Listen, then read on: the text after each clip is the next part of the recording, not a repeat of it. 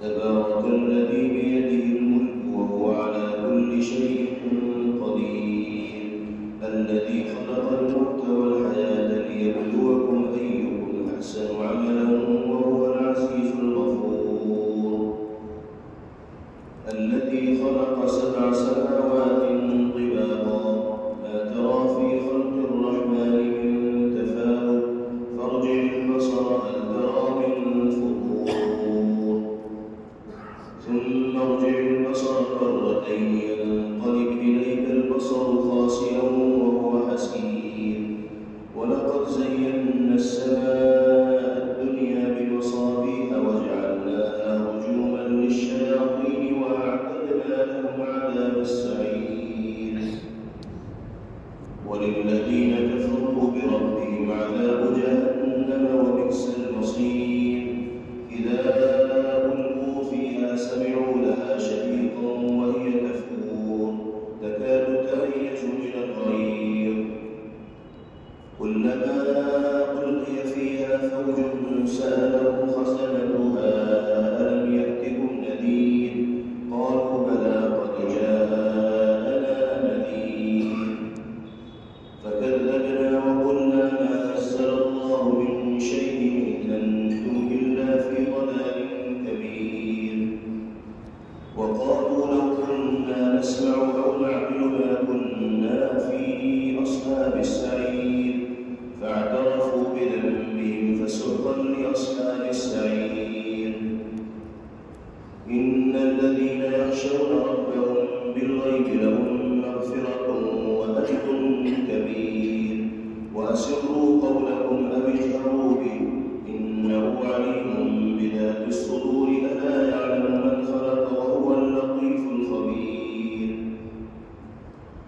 هو الذي جعل لكم الأرض ذلولا فامشوا في مناكبها وكلوا من رزقه وإليه النشور أأمنتم من في السماء أن يخسف بكم الأرض فإذا هي تمور أم أمنتم من في السماء أن يرسل عليكم حاصبا فستعلمون كيف نذير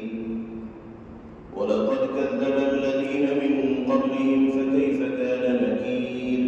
أولم يروا إلى الطير فوقهم صافات ويقبضن ما يمسكون إلا الرحمن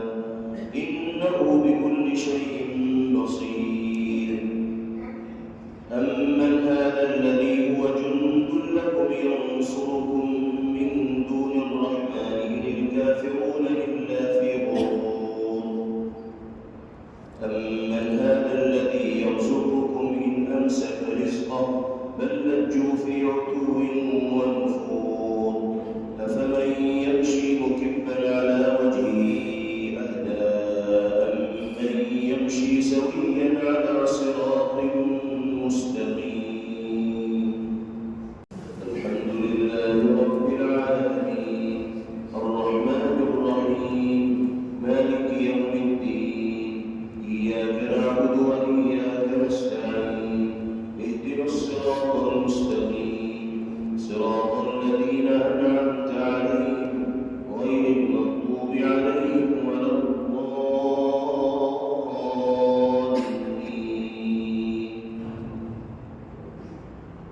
قل هو الذي أنشأكم وجعل لكم السمع والأبصار والأفئدة